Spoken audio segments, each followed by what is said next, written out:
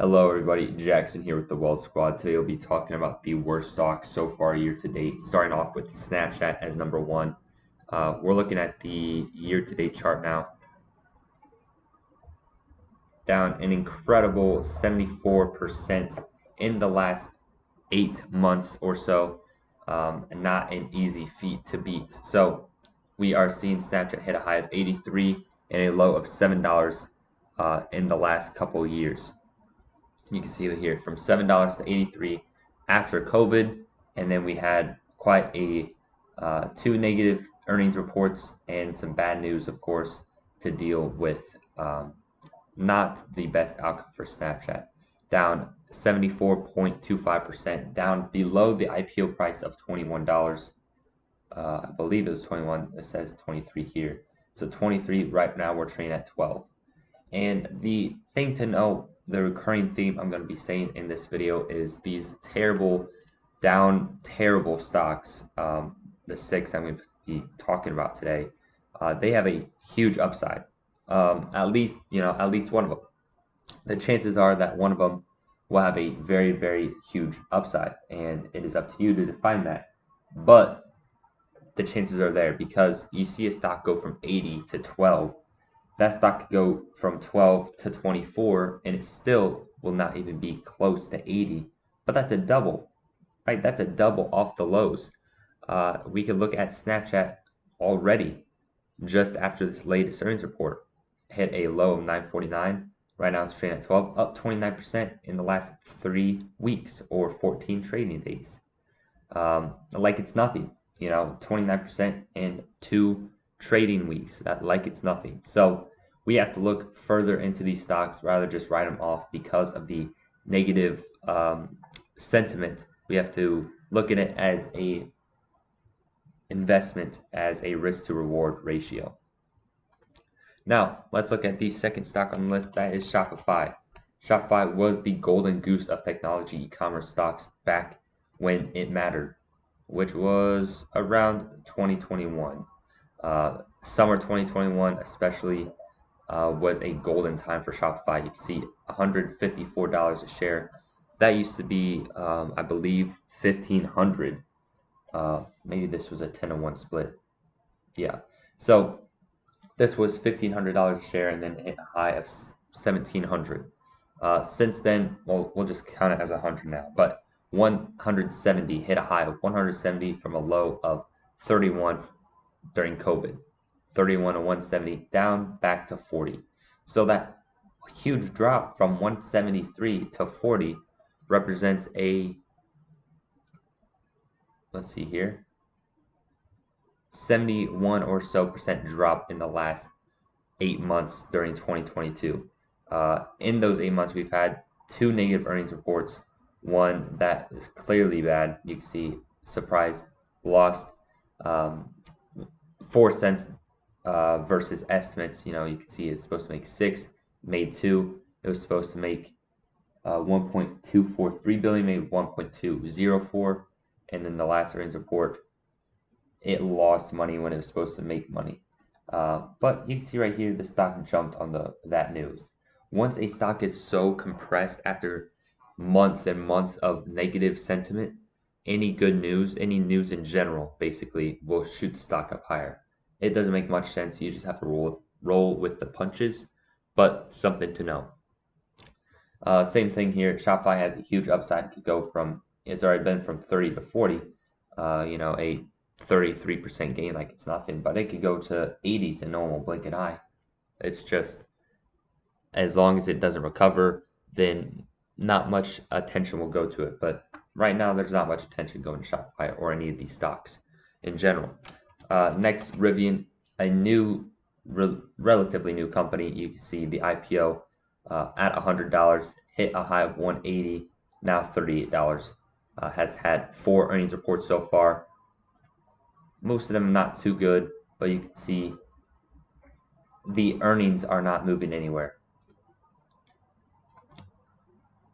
You can see the standardized or reported, let's look at, down, lost $7 a share, down to 43 a share, down 142, down 162.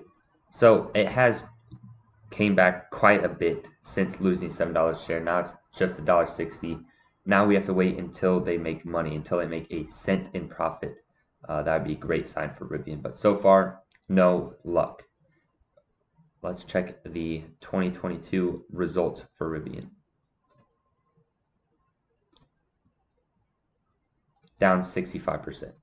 Next on our list, we are looking at Coinbase. Coinbase has been in the news quite a bit recently because it's ran up from 40 to 100 like it's nothing. You can see in 3 days it hit from 60 to 115, almost double in 3 days, and that's obviously not typical. So we're looking at Rivian. You can see it had 6 earnings reports since it became public.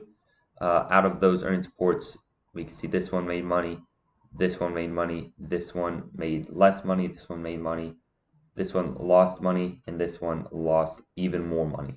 So of course that's a good reason why Coinbase is getting hurt.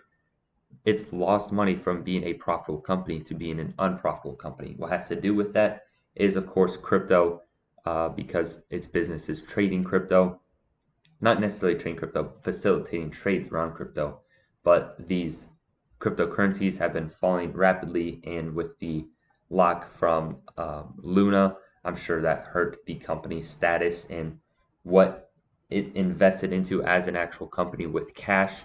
But losing $4.98 a share versus the last year of, let's see here, September, June, making $6 a share to losing $5 a share. Not a very good turnaround in a year. So of course Coinbase is hurting. Let's check the year results. After this recent increase, still down 64%. Next, we're going to look at Roku. Roku hasn't been in the news much. You haven't heard about it just because it's gone up and went back down like it's nothing. Of course, Rivian has done pretty well to investors, except for this last quarter where they actually lost money. When the other quarters, they are very close to profitability or even making money. You can see many of these quarters are in the green. And that's why Roku shot from, you can see over here, $66 to $400, almost $500. Now back to losing money.